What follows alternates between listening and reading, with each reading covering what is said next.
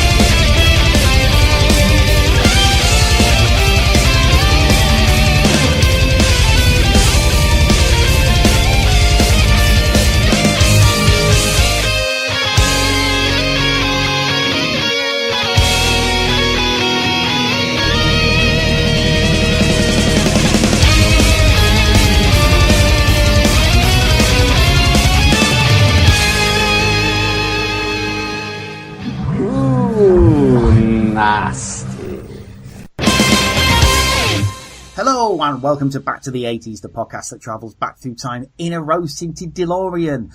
It is a Wednesday night that we're recording because people are busy and have lives and sometimes you have to work around that. But this will probably be still going out on a Saturday, so it won't make any difference to you guys whatsoever.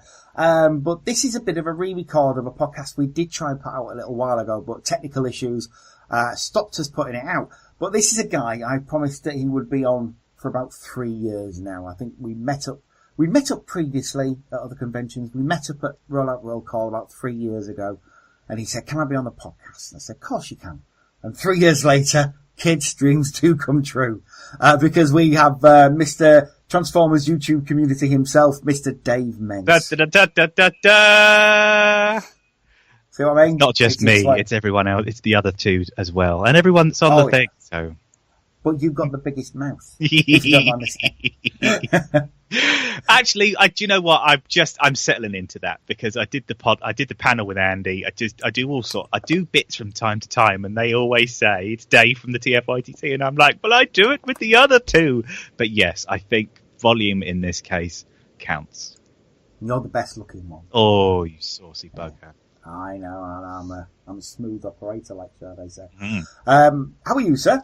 I am good. I am getting over all the convention blues and all that sort of stuff and getting back on with the world and just things are all right.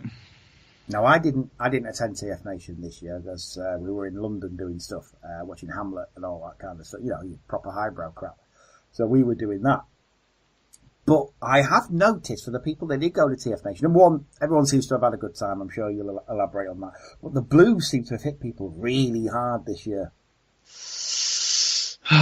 It's just this year was the feedback I've had from everyone this year is that it was much, much more sociable.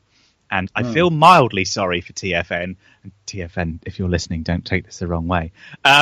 They put an awful lot of effort into panels. They put an awful lot of effort into... One of the things that I said when they said, what could you do better about TFN, is I think for the first one, the information as to who was on and when wasn't very good. This year, the information that was on with regards to who and when was superb. You would have to be absolutely head in the sand to not know what was going on. And everyone sat in the bar. Nice. So I'm not sure if the panels were super pop. I was at the ones that I was in, and I didn't really go to any of the others because every time I turned a corner, it's just one of those occasions where you just have to walk from where your hotel room is to meeting someone in the bar, and that takes you 45 minutes because you're going to pass 5 people that you know on the way that you want to stop and say hello to, and saying, I can't talk to you because I'm going to meet someone else. That's crap. Just spend 5 minutes with them. You only get one chance every year, so just spend 5. But yes, so they put huge amounts of awareness into exactly what was going on, and an awful lot of the people that I've spoken to in my little stupid bubble of the Transformers universe have all said loads of it was on, but I was in the bar talking to all my friends. And that's brilliant, and I'm sure they're quite happy with that as well. Oh yeah, I mean, I do know they were turning people away for some of the panels. I think Hugh had to do it twice. Oh my god! So I got in really early because the Brave panel was on with Timey and all the others, and that was rammed. When I turned up, there were loads of people bumbling around outside, and I was like, I'm going to get in quick. So I ducked behind someone and thought, right, come on, love, we're going to go and sit down. Got in nice and quick, otherwise we would never have made that. The queue was out the door and all the way up the corridor. Then by the time Thew's panel was going to go on with me and Thew, which was directly afterwards, have I got news for Thew, the queue for the panel was going all the way up the corridor and nearly out to the foyer, and it was no one's getting in. So they actually did that one, and then we redid it after our stupid game show thing on the Saturday, so all the people that didn't get a chance to come in got a chance to come in a much larger room. Well, that's good. Yeah, and I have seen it on the old YouTubes, because obviously, like I say, I wasn't there, but I did want to see Hugh's panel, and he was kind enough to put it up. And do you know what? I'm an awful person. I actually did laugh a lot when he said lame to Ben's collectibles. I think Ben did too. Ben's a good. I'm sure Ben did. Yeah, sure Ben absolutely did. But it wasn't that in fact he said lame. It was more of his reaction because he knew exactly what he said just after he said it. For some reason, I find that funny. The timing of it was perfect when he suddenly realised what he'd said, and it was the look on his face when everyone else in the room is just like, phew, and he's just sat there like, oh no, what have I done? It was great. Everybody liked it. Exactly. But I didn't see Ben this year. I've seen a few pictures with him in, but I missed that dude. I haven't seen him in ages. Last time I saw him was roll call, so shout out to Ben. He won't be listening to this because he's a normal person. But that seemed to go okay. You seem to have a good time at the old panel there, and in general I have seen pictures of you and the missus. Everywhere. We were everywhere. Yes, it was really good fun. It really changed the convention experience though. Yeah? How come? Because all I've ever had to worry about before was saving up some money and getting there. And this time I had to save up some money, get there, find questions from all the people that we've got an audience from, make an audio round where a friend of mine got his child to record loads of nonsense audio and try and put it in an order that makes it super funny. One of Stu's kids is hilarious, and we recorded him trying to explain Transformers. Doing all of this stuff and making a stupid game show cape, because as soon as I realised I was going to be a game show host, I wanted to make a game show cape. I've got a cape and very few of you do. I'm very proud of it. It doesn't matter. And I had loads of stuff to do, and having a lot of stuff to do and a real life job and all that sort of stuff changes the convention experience just massively, hugely. I can't say how much, because I completely forgot to remember that it was good fun. So the fun didn't really kick in for me until when it was all over on the Saturday night and I got to relax with it. Yeah. So of course at that point, that's when everyone else was already going to the script reading and the cosplay and all that sort of stuff, and I didn't go into that this year, so it was a bit kind of, oh, where is everyone? And then at 10 o'clock they all poured out and we got steaming together. But it really, of all the 7 years that I've been, this year was massively different because of the responsibility that I had to not let other people down. Yeah. Well, you don't seem to have. Everyone seems very happy. I felt really bad to start with, because especially the View panel, I thought I'd done a terrible job of it. And without sounding like a proper arrogant git, I watched it back and I did exactly what I needed to do. So, yeah, it's quite good fun. Yeah. I'm just honoured to be part of it, if I'm honest. It's nice. It's nice. Well, long may it continue. And hopefully next year I'll be there. Yes. I hope so. I mean, just couldn't this year. And like I say, next year's dependent on whether we go to America or not. If we go to America, then they're probably not, if I'm being honest. But I will get there again one day. Yep. I absolutely will. But, I think a year's break will do you good. When you come back, it'll all seem fresh again. Exactly. Well, I mean, this year it was a case of we'd gone to the same reason why Phil wasn't there. We were at LFCC, so I got to meet Kevin Smith. So swings and roundabouts. Which was cool. Exactly, but I didn't get to do one thing, I did get to do another, so excellent stuff. Other than that, obviously we saw what you bought at TF Nation, which was quite a bit. Have you been buying anything else since then? Have you been doing anything else interesting? Well, I'm on the wagon because it's my birthday on Friday. So obviously, to a degree, TFN is a bit of a different thing because I didn't know what I wanted. But when birthday time comes around, you're under express orders. Don't buy anything. Is this the big 5-0, is it? How dare you? Rude. I'm going to be 43. Ooh. Older than me, which is nice. It's a nice feeling, that. Usually I'm the oldest person in the room. It's older than most.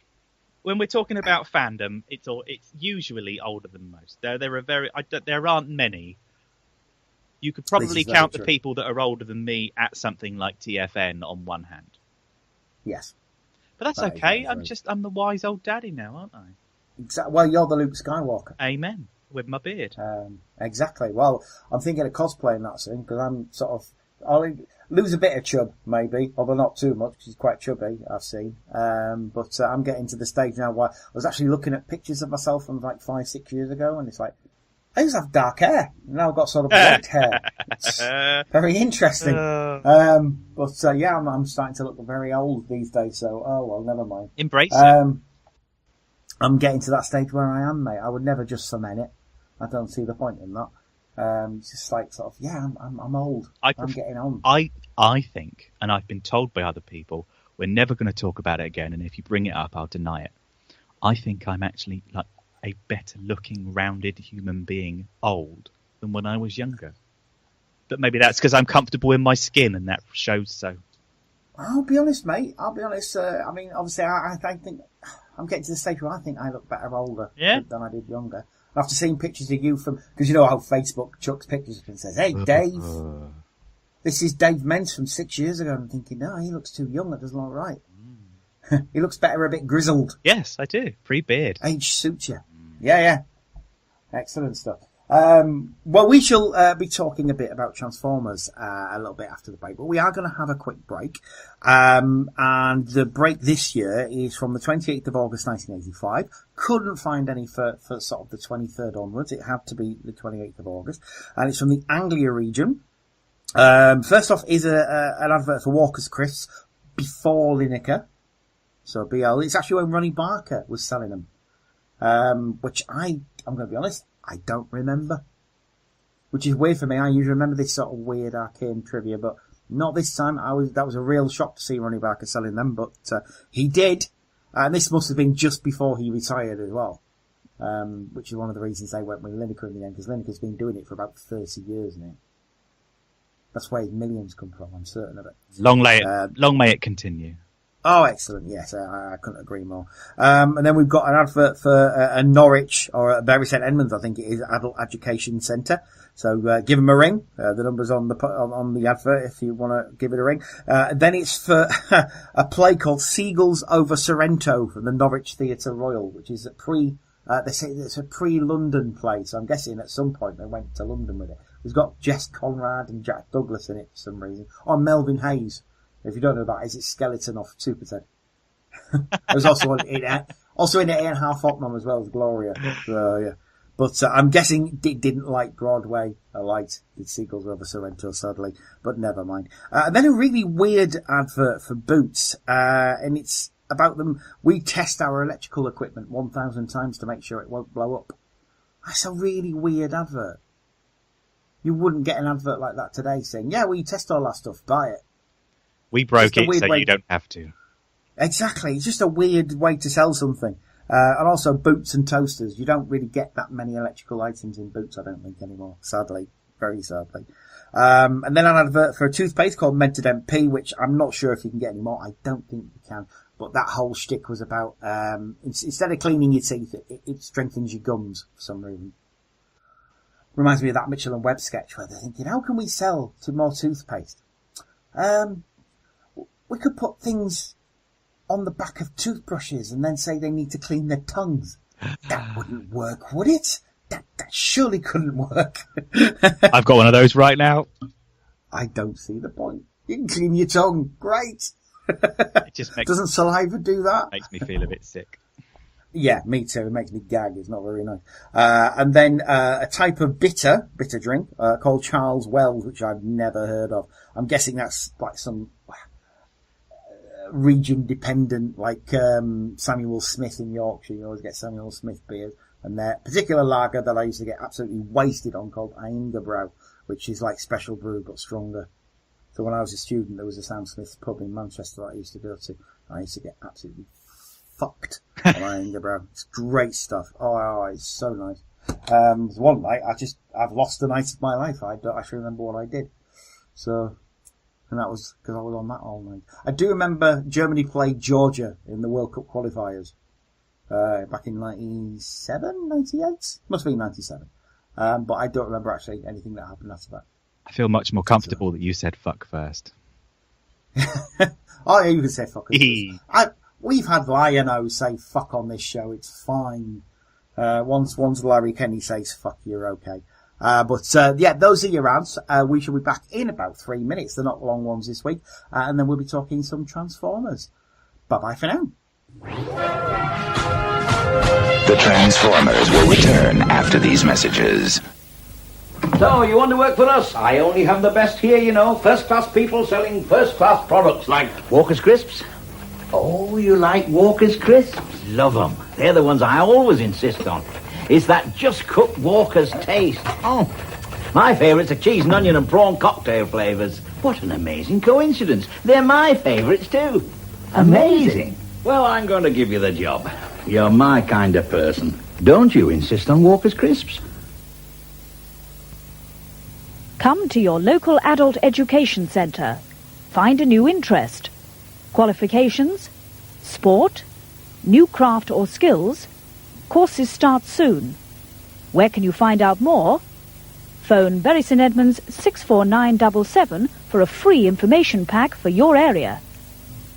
Seagulls over Sorrento, Hugh Hastings' wartime comedy, superb entertainment. Book now for this prior to London smash hit show, Theatre Royal Norwich. 996. At Boots, we won't stock a toaster until we've tested it 1,000 times. 999. Because naturally, we don't want to blacken our reputation. 1.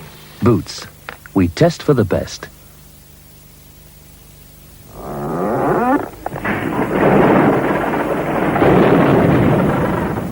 Look what can happen when a tree isn't firmly rooted. It's the same with teeth. Fluoride helps keep teeth strong, but that's just part of the job.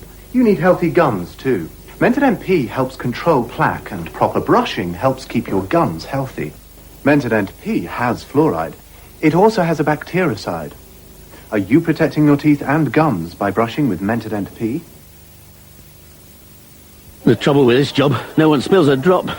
Oh, that rich, evocative flavour. Charles Wells Eagle Bitter, brewed for drinkers, not for drip mats. We now return to the Transformers. And we are back. Hope you enjoyed the ads as much as we did.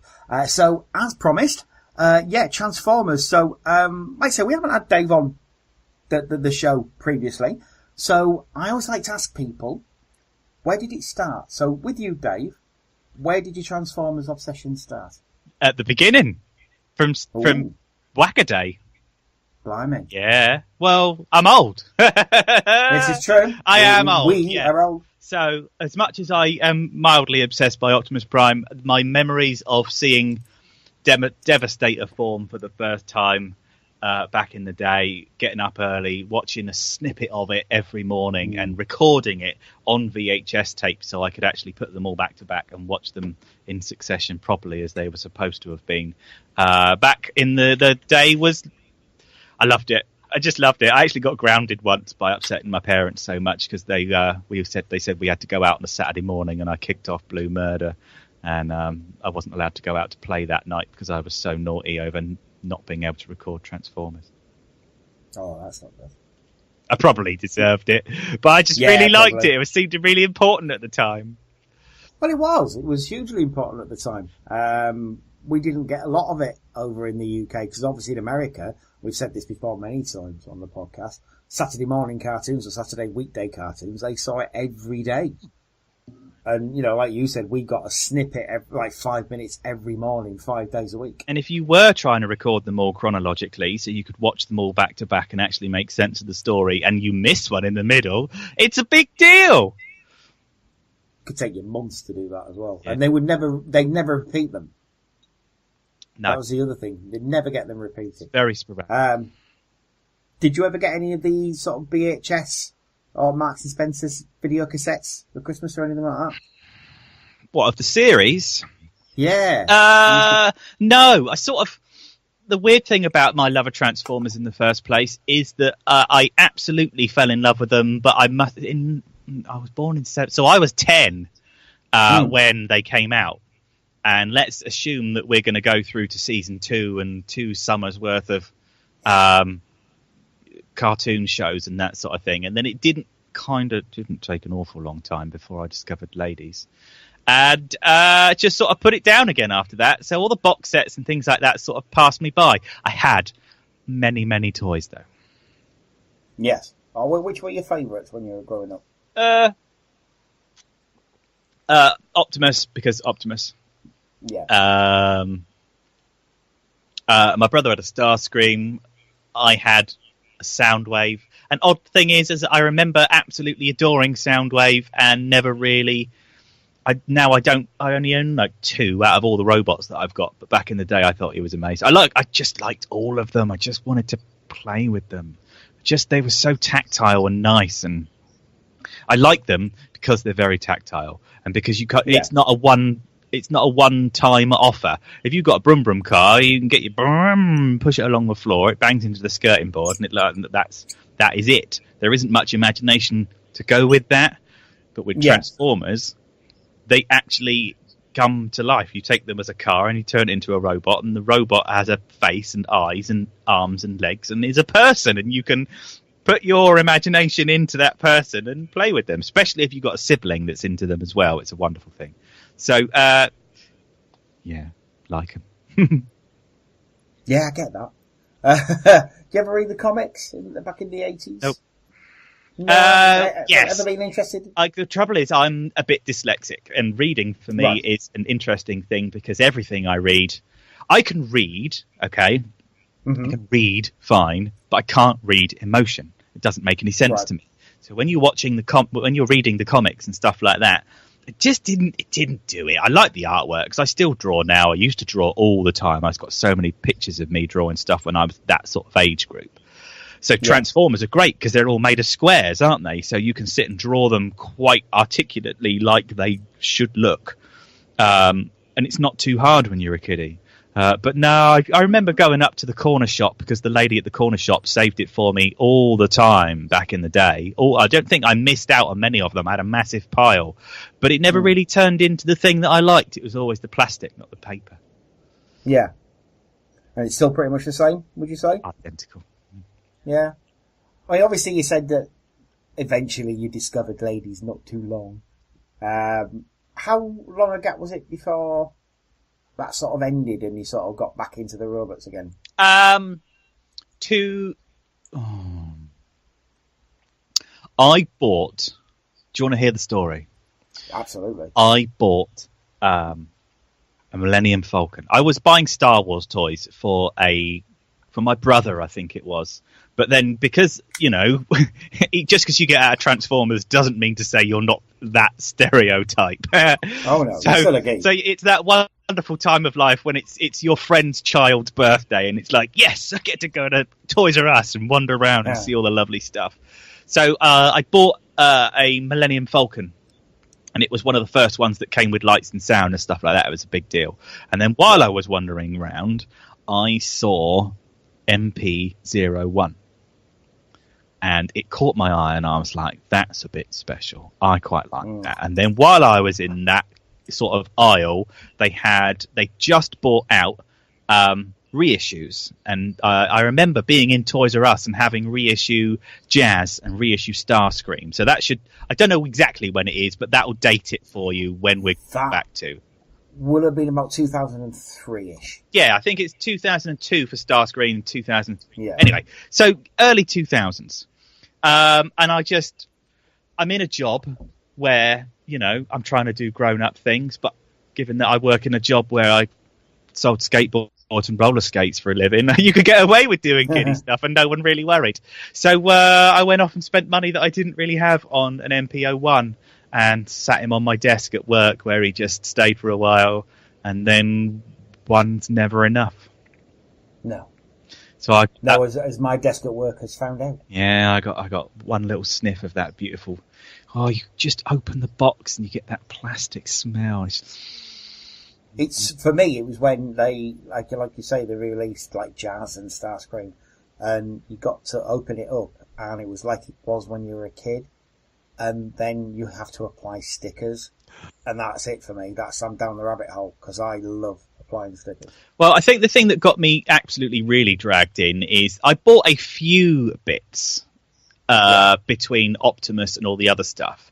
And then it was when the Masterpiece Skywarp was cheap at Christmas. Yeah, I remember that. Yeah. And I got one because I never shut up about it, given that must be the mid-noughties, and I would have been sort of late 20s, early 30s at this point. Yeah, 2008, 2009. Yeah, so there's me going up to my mum, and she's like, "What would you like for Christmas?" And I'm like, "Well, I know there's all this, I know there's all this grown-up stuff, and I'm sure, yes, socks are great, but quite like this Transformer that I've seen. It's only like 50 quid. Can I have that, please?" And she's like, "No, you can't have toys, you stupid boy. What else do you want?" I just went on about it so long that I got the toy in the end. And then on Christmas Day, the little finger fell off. No, because the index finger falls off really easily on those, doesn't it?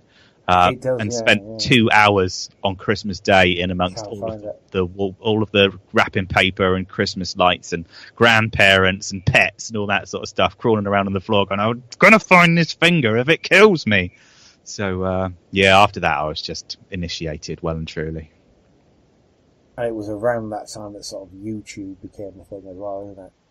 Yeah. I can't remember how I got into YouTube. I can't remember if I got into it because I was looking up how to do a transformation, or I think I was just interested because I wanted to see the toy that had just come out. Because don't forget, this is around about the time when all the first lot of pictures for Optimus and his truck mode came out. Yes. And Moonbase 2. Yes, well, because Moonbase 2 was a massive part of my getting back into it, because I could access Moonbase 2 from my terminal at work. I couldn't, but I did have an MP3 player I could download podcasts to. So that was pretty much one of the first podcasts I got into as well. When it was Dave Wallace and Andy Millman. Before it was all this newfangled Andy and Mike stuff. So yeah, we're going proper OG. Nicole was there quite a lot as well. But there was the forum as well, wasn't there? There was the forum, because that's where we met. It wasn't the podcast that got me into it. It was the forum. I discovered that I could get on the forum from work and have exactly the same ridiculously nerdy conversations I have with people through Facebook now, but while being at work, breaking up the drudgery of a job that I despised. So yeah, and I think if you spend enough time on something, you get to know people. And once you get to know people, that's it, down the rabbit hole. Oh, absolutely, because the amount of people I still talk to now that are basically the core of my friends are people that I met on Moonbase 2. Which is ridiculous. That was only like 10 years ago, nearly. But isn't that... that's completely changed now, though, isn't it? Because a lot of those core people from back then have all got those, like, grown-up lives. Some of them do, and then you've got Timey. Yes. Yeah. You know, I don't want Matt to change. That's the point. No, I don't want Matt to change. He's awesome the way he is. You've got him. You've got Nicole. You've got Millman. The same. You've got people like Bubs. Yep. Still around. Still doing his thing. Still at AA stroke TFN every year. And yeah, I saw him. He's looking well. He's looking good. Looking older. He is looking older. We're all looking He's looking older. He's looking all grown up and shit. People like Von Rogers, who I still speak to. You know, it's interesting that these people I still talk to, whereas normally I don't keep friends for very long because I can't be arsed with people, but they seem to be nice people who accept me for being the weird reactionary nerd that I am, you know? So it's good. And like I said, I'm still talking to you. which is cool. But then, like I say, yeah, so Moonbase 2 came along, the podcast came along, changed quite a bit, got a nice little forum, a nice little community. And then, like I said, YouTube. I think you saw after the first movie came out as well, a lot of people got into Transformers again because of the first movie. Yes, even just to say how much they hated the way they look now. Yes, well, there's a lot of that. Well, no, I remember on Cybertron. Oh yeah. I remember on Cybertron the amount of fucking hate and death threats that Michael Bay got, so he had to change Megatron. Supposedly, I'm still not convinced. I'm still not convinced that was the reason. I think they just look at it and thought it doesn't really look like anything. It didn't really look like anything. The rest of the Autobots did, and the rest of the Decepticons did, but Megatron kind of didn't look like anything.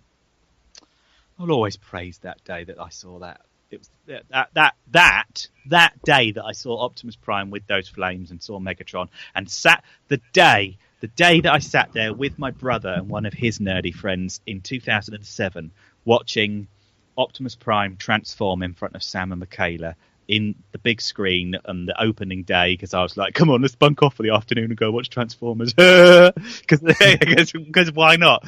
And to see that scene is why I'm still doing it now.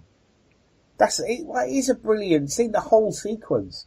And it's everything about it. It's the whole, the atmosphere of the Transformers coming through the atmosphere and hitting the Earth, and then transforming themselves and reformatting themselves, and Jablonski's arrival to Earth. Yep. Music at that point. And very emotional. Very, very, very big point is that had been the first time you'd heard Peter Cullen do Optimus Prime since the end of season 3. Yep.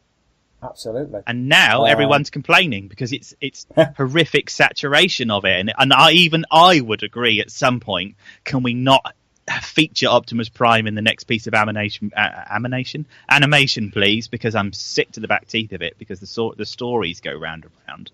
But to sit there in 2007 and say, I am Optimus Prime, and it was, oh my God, where's point me to the toy shop. Was it in the beginning? There was the cube. Yeah. And it still gives me chills now. It's perfect. Oh, the first film is pretty damn near a perfect Transformers film.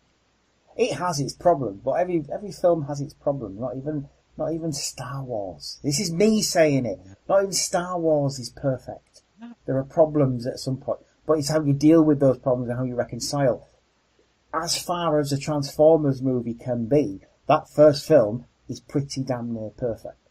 And the other thing you have to remember is that there is a whole generation of people at the moment, and that is their Transformers. They weren't there for G1. How many people do both of us see at conventions now?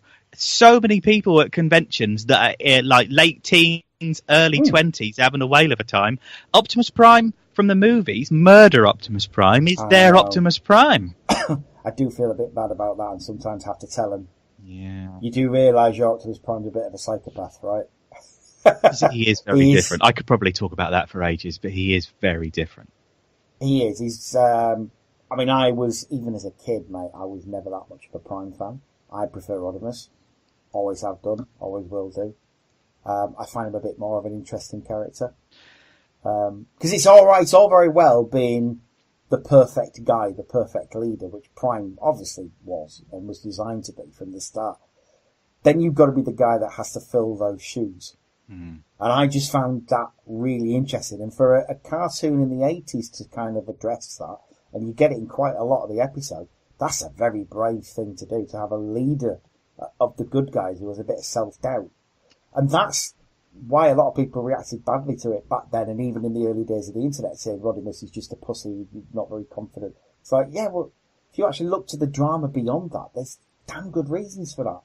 And that's very brave to do in an 80s cartoon. Yeah. Props to Flint Dille for doing it.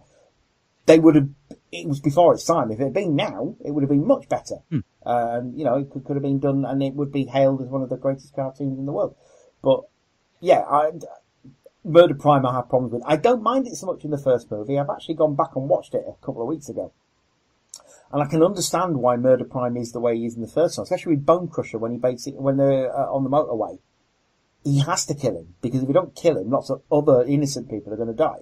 Without getting too deeply into it, the one thing that changes between the movies and the cartoons is consequences. There are no consequences in the cartoon. No. Everyone gets together at the end, and then they have some emotional, don't you make sure you look both ways before you cross the roads, and everyone stands together and goes, and then it's fade to grey, and then it's the adverts for whatever next program it is. If you make a mistake in the Bay universe, your head gets ripped into. Yes. It's as simple as that. There are consequences in the movieverse, and because of that, Optimus Prime is a very different person. He's seen... If you've seen what I've seen, man, that's what... He's basically a Vietnam vet. Yeah, he's basically. PTSD Optimus. Absolutely. But I prefer that one. That is my Optimus. That's the one that I like. I'm looking at... My screensaver on my desktop right now is Age of Extinction Optimus Prime, and every time I look at it, I just smile a little bit. And that is a damn Emily's a fine bit sick. Prime, though.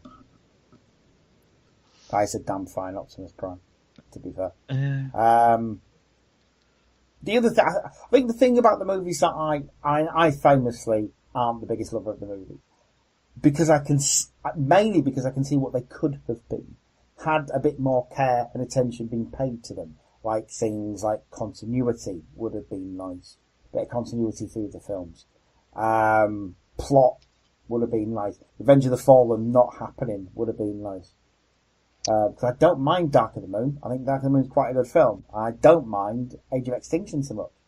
I haven't seen last night, and I probably won't until it comes on telly, because I'm kind of done at this point. But that's okay, because it seems that the most of the world is actually done with them at this point, so we might get a different direct. Leave it 5 years, I would say. Well, give the Bumblebee film a chance, because it's on half the budget by a different director. And it's got John Cena in it. And it's got John Cena in it. And I'm always up for a bit Bumblebee's of John Cena. a Volkswagen Beetle. And it's set in the 80s, and it's only got children in it and not adults. Yeah, so, and John Cena. John Cena. Yeah, you mentioned it. Isn't he a wrestler? John Cena is, yeah. He's the wrestler, basically. he's the face. Even though you can't see him, he's still the face. Oh, I can't believe I've got away from my own podcast listening to those two boring, dreary idiots talk about wrestling, and now you're doing it to me over I here. just mentioned it. John Cena's in it. That's all I'm mentioning. And his name is John Cena, who you can't see, apparently. But yeah, they've got the main Transformers continuity. I maybe will give it 5 years. Let people miss it for a bit. Yes. Because it's been 10 years. You've had 5 films. That's like a film every 2 years. Yep. Just let people miss it. Yeah. Because that's what brought the first movie into existence in the first place. And no more main cast. No. I would start off with new bots. Yeah, all of this will become much more believable if you have to get to know someone again from the beginning. But when even with, like, who is it? Crosshairs. Crosshairs was in the first one, and you get to know him, and then by the time you get to... So Crosshairs was in Age of Extinction, when you get to know him as a character and see he's a douchebag, but he's douchebag with a big sexy cape and stuff like that. And then by the time The Last Night comes along, he's in it for 30 seconds and says one thing. And there's no development, and that's just not good enough. Not that I'm dissing it, because I do love it, but I'm not blind to its foibles. There is no development. It's just embarrassing sometimes. No, that's Michael Bay for you, though. He's not interested. As far as he's concerned, they're just set dressing. But it makes money. Oh, yeah, well... It's not fun. Ultimately, it comes down to the fact that it's not for us. Oh, no, definitely it's not for us. It's for... it's not only a different age group, but it's a different demographic completely. Yeah. He's after a certain NASCAR-loving... Yeah. Deep South crowd, and that's who he plays to. He's after a million different me's. Yes, yeah, probably. And I've got no problem with that. It's fine. But I mean, he's just after Dave. He's who he's after. Yes, 200 million Daves all over the world, just paying their 20 odd quid for an IMAX ticket a couple of times. But give it 5 years, let people miss it again, and then come back with a different director. Yep. And maybe a plan, like a 5-movie plan. Maybe just watch it before you put it out. The whole Transformers franchise feels like it feels like you want to write something on Twitter that's really important, and then you press send, going, "Look at my clever thing that I've done," and all of a sudden you read it back and it's got 6 spelling mistakes and doesn't make any sense, and you're like, "Oh, cock that up now." And that's what the Transformers, yeah. Because Revenge of the Fallen is just too long. Well, we're not counting that. It's like Transformers 2 and Star Trek 5. We're just pretending that they don't happen. Well, Star Trek 5's not so bad because it's a comedy. It is a comedy. And the weird thing, because I love audio, I really love the way Zybok speaks at the end when he meets God, and it's got that big reversed reverb, and that's the only thing I remember about it. But I love it and hate it in equal measure. I just love it. I really like Star Trek 5. I don't know why. I like the bit at the end about God as well. Is the fact that God's probably the same person just with a different face. But why would God need a starship? I just like that question. Why would God need a starship? I quite like Star Trek 5. It's much, much maligned, and there's worse. Generations, for instance, that is a much worse film than Star Trek 5. It's such a pile of shit, and it kills Kirk off in the lamest way possible. It's terrible. He fell off a bridge. Yeah. People slate Insurrection horribly, but that's my favourite of all of them. That again is a comedy. Yeah, I know. But Tom Hardy's amazing in it. It's just all the other stuff that's useless. Nemesis. Sorry. Nemesis. Yes, I love that. Automatically Nemesis is awesome because Tom Hardy's in it. Yes, in that wonderful suit that looks like insects. And it's Oh, it's good. And Ron Perlman's in it as well. Can't hate a film with Ron Perlman and Tom Hardy in it. Who's Ron Perlman in it? He's Tom Hardy's mentor. With the whole load of makeup. Yeah. That was a wasted opportunity, wouldn't it? Because he can't really act through all of that stuff, can he? And he doesn't need it. Let's face it. He's an interesting looking enough gentleman without it. Is big Ron Perlman, who's awesome in everything he's in. Well, he was in Pacific Rim, which is one of my favourite ever films, so... He's Sons of Anarchy, and he's in... Hellboy. He's not doing him anymore. He's finished. Somebody else is going to be doing it, apparently. Well, it's hard work when you've got to put all that makeup on. I know there's all this mocapping and all that sort of stuff, but when you're his age with that beautiful beard and you've got to put all of that prosthetics on, it's at some point you must go, I just don't want to do this anymore. It's like Freddy Krueger. Yeah. Freddy Krueger got to the point where it wasn't that he couldn't wear it, he just didn't want to and said, I'm not doing this anymore. I don't want to do it, I just want to hang out with Mark Hamill. Well, because he's Mark Hamill's best mate. Who is he? Robert Englund. Robert Englund. Who wouldn't want to hang out with Mark Hamill? Robert Englund is when Disney first announced that they were going to be doing Star Wars films again. He was hanging out with Mark Hamill at some place, and he said to Mark, "Oh, you're going to have to get in shape then, Mark lad." And he said, "Why?" He said, "Well, because they're going to want you in that, aren't they?" Oh yeah. He lost quite a lot of weight as well, didn't he? Yeah. Oh, he was like me. He was a bit of a tubby fuck. With Mark, but he's fighting fit again, and apparently he'll be a bit of a miserable bastard in the next film, which is great. That's like the idea of emo Luke Skywalker. Yeah, so it's going to be good. It's going to be great. And Captain Phasma's back, and she's going to do something this time, which is going to be even better. Don't give Gwendolyn Christie nothing to do. It's just a cardinal sin. It winds me up, that does. Well, the last one was just the aperitif. Oh, exactly. It's just teasing what she's going to do. She's going to kick everybody's ass in the next one. So, but yeah, obviously Transformers, the live action movie brought a lot more people into the fandom. And I would say because of that, there were people on YouTube before then, but I think there was a massive explosion towards the end of 2008 because people started buying them again and people were reviewing Transformers on the internet. And it was a really, really good time. People did it for money, people shilled, that's fine. But most people did it for fun. And I certainly was one of those. You certainly were one of those. Do you miss being able to, have so much choice and watching so many different people do Transformers reviews? I think it's the other way around, actually. I think there's just a horrific oversaturation of 5 million people all saying exactly the same thing. In fact, I've said this before, I'll say it again. I think there is a dramatic and profound difference between, I wouldn't even say Europe, but British people. The way British people review their toys is different the way the rest of the Western world, without naming any countries, because I've done it before and got in trouble, Americans. Yeah, well, yeah, because Dave Shotton, Junk Heap Dave off of YouTube, but does his songs. Beautiful guy. If you're not sort of watching what he does, go and have a look.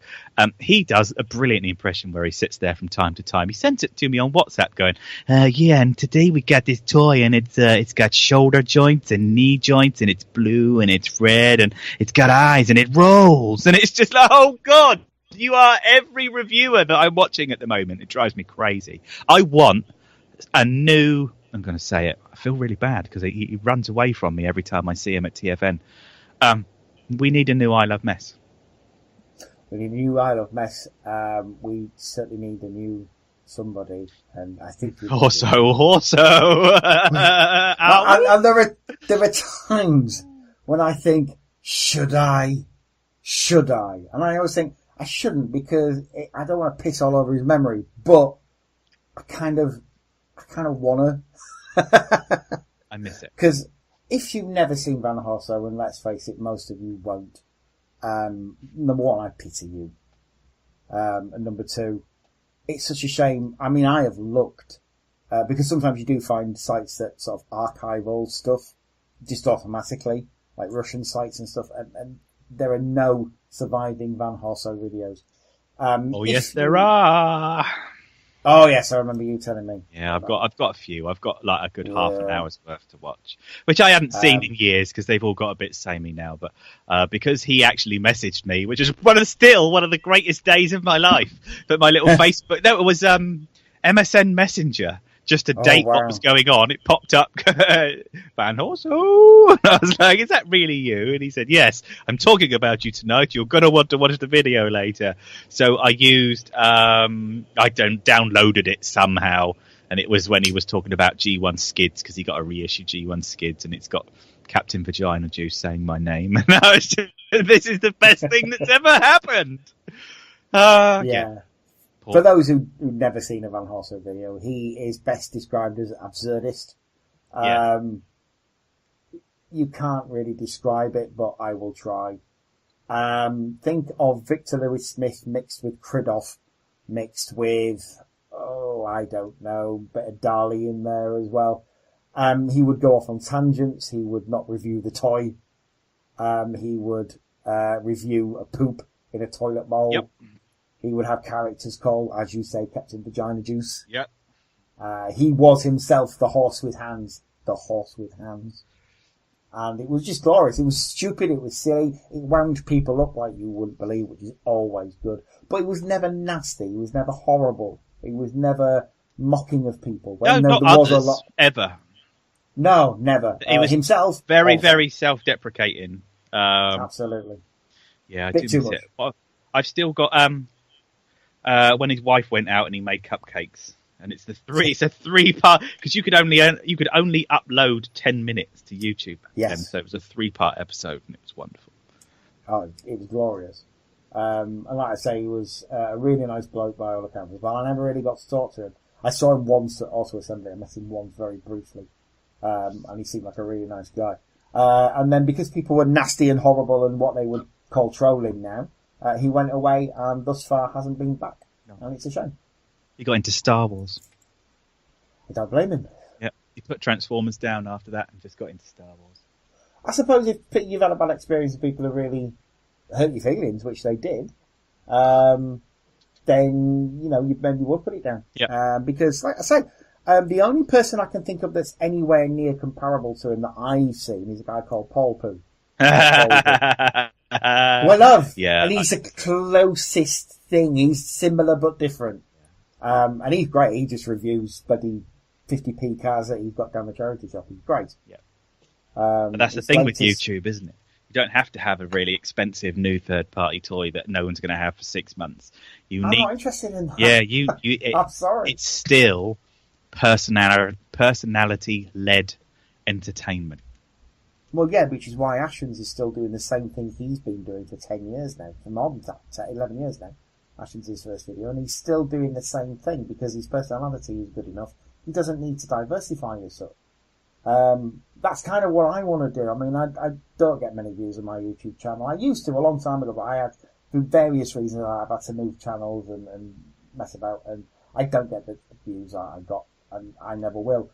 But I have noticed if I do one of my best viewed videos is one of the Masters of the Universe Track Jaw, the original one, and that got loads of views pretty straight away. Nowhere near the amount that I got when I did a video with my missus where she took the piss out of Castle Grayskull, obviously. No, that one was popular. Yeah, a bit weirdly popular.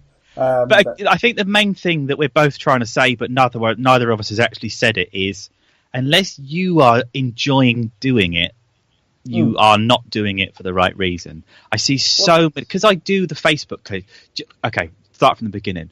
I co-run with my friends a Facebook page that is primarily aimed at people making YouTube videos about transforming robot toys. So we get to see an awful lot of traffic, especially as a mod. You get to see a lot of traffic. But you get to see a lot of traffic come through with people talking about stuff. And everybody wants to be famous. Everybody wants to be famous. But nobody, apart from the ones that you already know, puts in the legwork to get there. Everyone put the camera on with bad lighting, sat the wrong way round with no windows in sight, and holding the toy far too close or far too far away. They haven't planned any of the lighting or a microphone or any of that stuff. And then when they don't get loads and loads of views, get pissy about it. And it's just like, well, okay, that's the point where you're supposed to go, okay, well, if I'm doing this wrong, maybe I should try something else. Maybe I should try asking someone who is really good at doing YouTube videos what I ought to be doing better. But no one does it because we're the internet generation at the moment. Everyone just gets hurt and upset. And I think there's been, in the past, I know people who have asked people who are doing better than them, and not all of them are very helpful. Well, that is very true. But some of them, because they don't want anybody getting better than them, they just say, I'm not fucking telling you.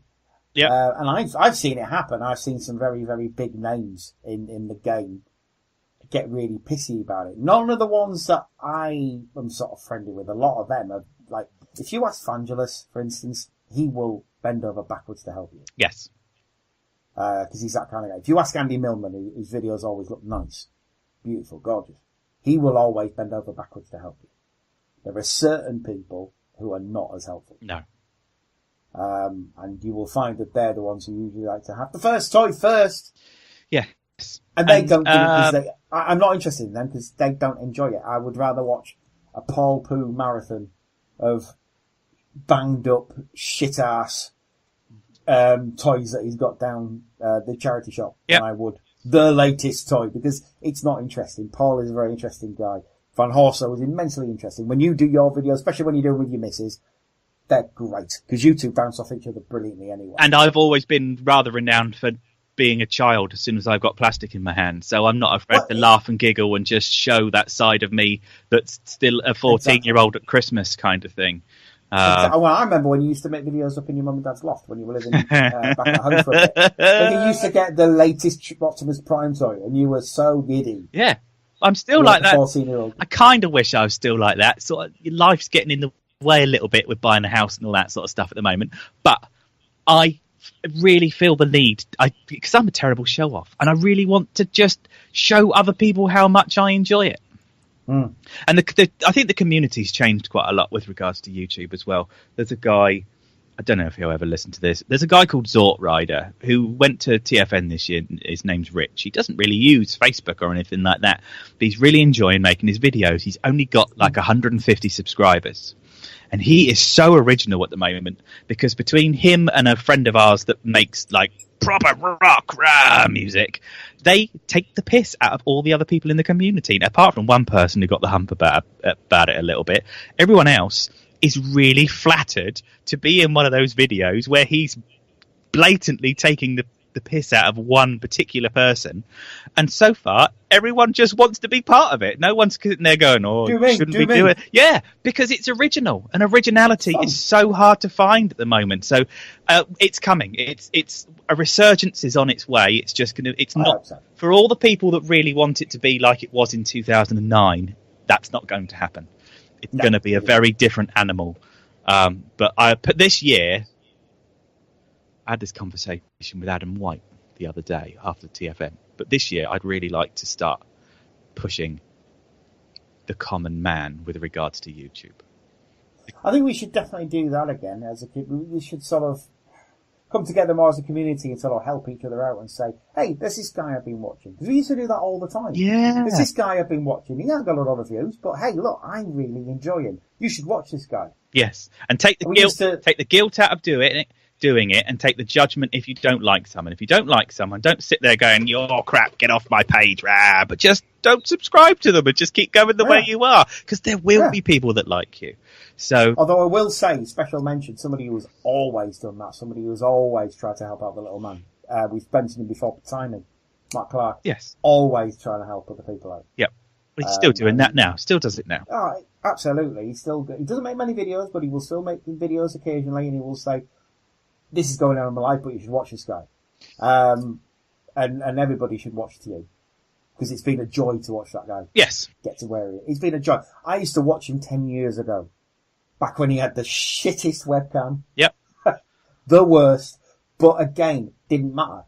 Personality. No, because loads of kids at TFN asked the same question. Camera do you use? Like having a really nice camera is the secret to comedy, and it's just use your phone. Just use your phone.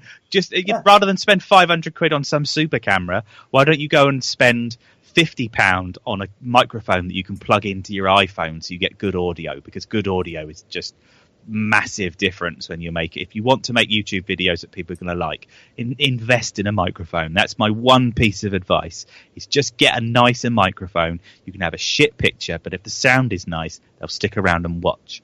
But you don't need good stuff. You need good content. You need to think about what you're doing. You can't just turn it on and just talk for half an hour and then turn it off again, because it's not interesting.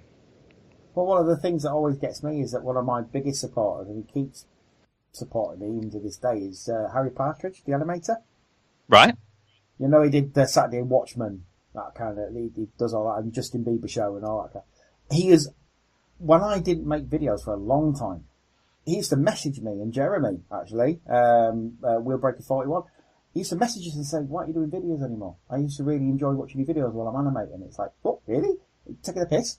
And no, he isn't taking the piss. He's seriously one of my biggest supporters, and even though I get like 20 odd views per video or something stupid like that, he's always one of the 20. So it's like, I don't care if anybody else watches my videos. I don't care. If Harry's, who is an amazingly wonderful, lovely, supportive, creative person, if he's watching them, I must be doing something right. So I'm happy with that. That'll do me. The community word was a swear word for a little while.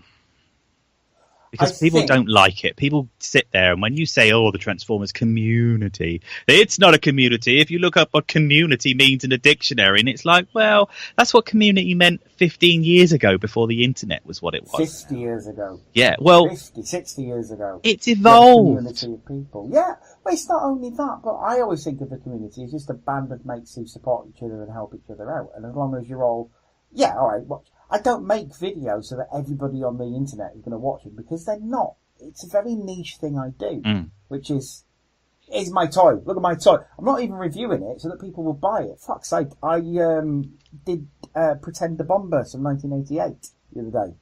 It's not something anybody's going to want to buy, but it's just me saying, it's a cool thing I've got. And next video I do is probably going to be one of my Star Wars figures. I picked up a Captain Phasma Force Awakens figure for £3 at Sainsbury's the other day, and I'm so tough with this toy, it's unbelievable. That's the sort. If we could get some of that back, that'd be brilliant, because people used to make a video, even if it was only three minutes long, to go, I got one of these in Asda, because if you are enthusiastic about it, your friends that you have made from the community will also be enthusiastic about it. Well, exactly. Well, case in point, mentioned him earlier, Ray, I Love Mess. Yeah. The amount of enthusiasm and love he had for the toys. And yet he couldn't care less about the characters. Nope. He couldn't care less about the backstory. And he would say that in every video. I don't give a shit about any of that. I love this toy. This is why I love this toy. It's not even a new toy. It's a toy from 15 years ago. But I love this toy, and here's why. That is more interesting to me. Well, that's somebody who doesn't do videos anymore. Very, very quickly. Somebody who doesn't really do videos about Transformers anymore, and I wish he did. George. Yes. Because fuck me. He's sweet audio chocolate anyway. Yes. That guy is one of the best talkers I've ever known in my life. Second only to my lovely girlfriend, who's amazing when she gets going. But he is so eloquent and loquacious and all this kind of stuff. And he can make a shitty Beast Wars toy seem like the best toy you would ever have, and you need that toy in your life. Two of the greatest videos you can go watch are George, i.e. the exaggerated elegy. Go and listen to him talk about Universe. What's the Manta Ray one? Depth Charge. Yeah, Universe Depth Charge with the night. And he sent it to me, which is like double amazing for me because he didn't want it anymore. So go and listen to him talk about Universe Depth Charge and its beautiful paint scheme, and Transmetal 2 Tarantulas. Those are two of the best videos about Transformers that I've pretty much ever seen. No, he was pretty good. Conversely, one of the best ones I ever saw, and it isn't there anymore, was Dave Wallace trying to transform Universe Galvatron. If you want to see the other side of Transformers fandom, the side where you get a shitty toy, and it wasn't an angry review, because I think I'm kind of falling out of love with angry reviews. It wasn't put on, it wasn't scripted, it was just a man getting so wound up because his toy is shit. It's not a good toy though, is it? It's a terrible toy. Could have been a good toy if it was a Voyager, but sadly they decided it wasn't. But, yes, YouTube. Like you say, it's never going to be the way it was, but we can have a good crack. We can have a community again that makes videos for themselves, doesn't go after the views. I think that's the problem, and it's going to die off, is that culture, because the amount of demonetization that's going on, and especially things like Transformers videos, they're going to demonetize them because it's not the content they want. Absolutely. On YouTube. So it is going to die off, is that culture, and maybe that's going to be a boon to the Transformers YouTube community, because it means that they make videos for themselves and don't go chasing after the views anymore. Yep. Because you're not going to, because they're niche. Forget views, forget ad revenue, forget Patreon. Just start making videos about something that you love. And if it's not Transformers, great. If you love fixing up old cars, go and make a film about fixing up old cars. But if you want to do it, just listen to some very basic stuff like frame your picture properly. Actually take a photo. If you're using a phone, take a photo of what you look like in the frame of you before you record, so you're not a little tiny square in the bottom corner and then a whole load of nothing in the frame. Buy a very cheap microphone that will just do, because it's still better than the piece of crap that's built into your telephone. And light yourself from the front and not from the side. If you can just do those three things, which are all super easy, just go and talk for ages. People always say to me, I don't know how to start a YouTube video, I feel awkward. And whenever I make a YouTube video, most of the time I've got 10 or 15 minutes worth of waffle at the beginning that I chop off, because I just need to limber up vocally before I get into it. It's funny because you used to put that out as vlogs, didn't you? I'm being cheeky, I do apologize. Oh, people yes, and the vlogs from your vans. Yeah, I used to like that sort of stuff, but then that's community, isn't it? I'm not talking to the whole internet. I'm only talking to the 50, 60 people that want to hear what I've got to say. Yep. But then they make a video back, and that's where it starts from. Yes. There used to be some great YouTube debates and stuff, but you can't do things like that now. You've got to get angry and block people all the time, and that seems to be the way it goes. And you offended me! Fuck off! Yeah. I think not that's the probably... internet, that's just the world. That's just the world now. You offended me! I don't care. I don't care, I'm allowed to! Grow up! I'm not giving offence, you're taking offence. Yes.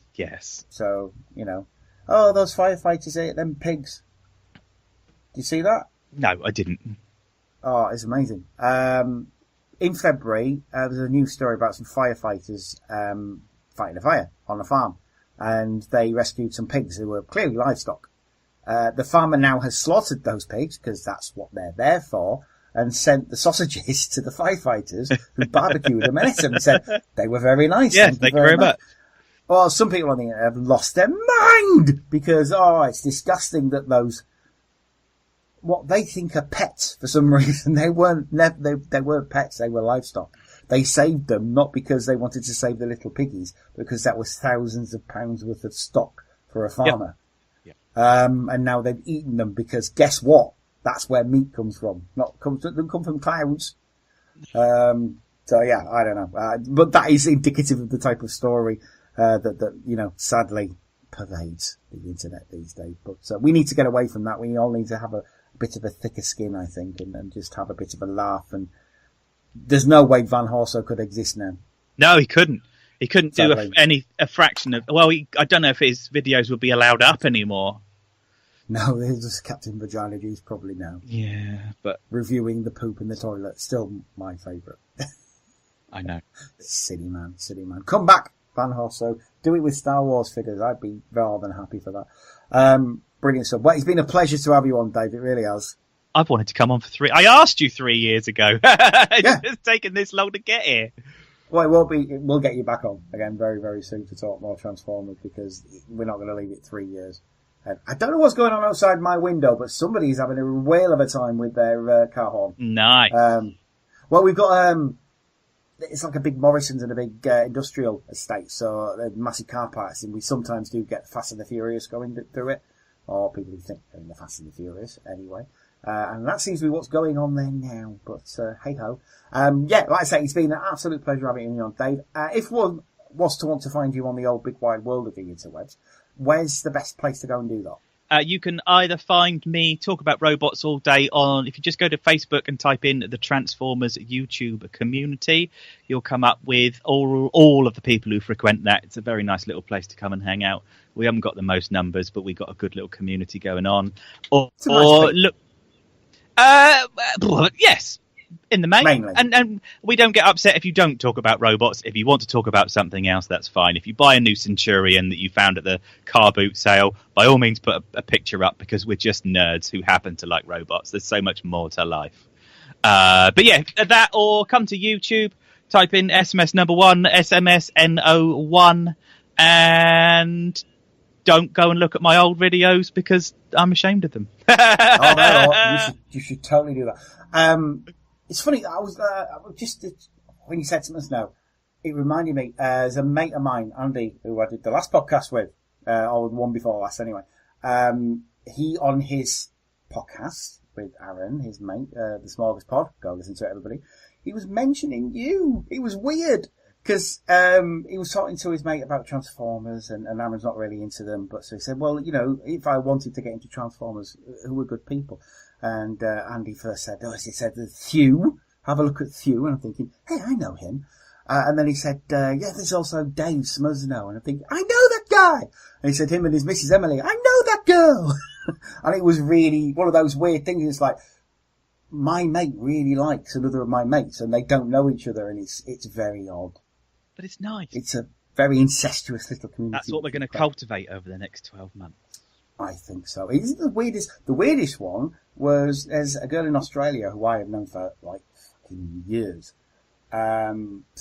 Spaced. There used to be a Spaced forum, so I knew her for years and years and years. And met my missus, settled down with my missus. It turns out she has known my missus for almost the same amount of time that I have. But there's no way that we should have ever known each other. It's just the weirdest thing in the world. But anyway, yes, Transformers YouTube Community. Go to Facebook, join it, and obviously check him out on YouTube and Thew and everybody else that we've mentioned that you are still able to. If you want to, obviously, look at Back to the 80s, you can go to the Facebook page, which is facebook.com/BTTEpod. You can go to our official Twitter, which is @BTTEpod. You can also look us up on the blog, which is backtotheeighties.blogspot.co.uk, and also the forum, which is backtotheeighties.freeforums.net. If you want to check me out, I am on Twitter @CumryNerdCave. I am on Facebook, Glenn Jakeman. If you want to add me on there, please do send me a message so I know who you are, basically, because obviously there's a lot of spam going on there at the moment. And if you want to check me out on YouTube, it again is Cymru Nerd Cave. I am making videos on a regular basis now. I've made 2 in the last 2 weeks, which is 2 more than I made in the last 6 months. So, yeah, it could be that I do a Captain Phasma next. So if you are a fan of Captain Phasma, and why wouldn't you be? Gwendolyn Christie is awesome. Then check that out. We shall be leaving you this week with a bit of Banana Armour from 1983, Cruel Summer, which is a cracking song. It's a cracking song. I was listening to it earlier on and thinking, this is really good. And yet at the time it was dismissed as like bubblegum pop. It's like, that's a really good song. I like the Dungarees. Yes, the Dungarees especially. And I think is it Karen I always liked as a little boy? I was like, oh, she's nice. I bet she's nice to hold hands with. And that really weird, that really weird crush that you have on girls where I'd like to take her down the shops. It wasn't Bananarama, that was the Bangles for me. Was it? I bet Susanna Hoff, was it? Nom, nom, nom, nom, nom. We shall be leaving with a BBC Two closed down from the 18th of July 1981 as well. Like I said, it's been a pleasure having you on, Dave. We'll have you on again very soon. I've enjoyed it. Excellent stuff. Other than that, bye-bye for now, Dave. Bye. Bye-bye for you guys as well. We'll be back next time with a little bit of Duncan. Until then, have a great week. We'll see you again. Go and get involved in your community. Do it.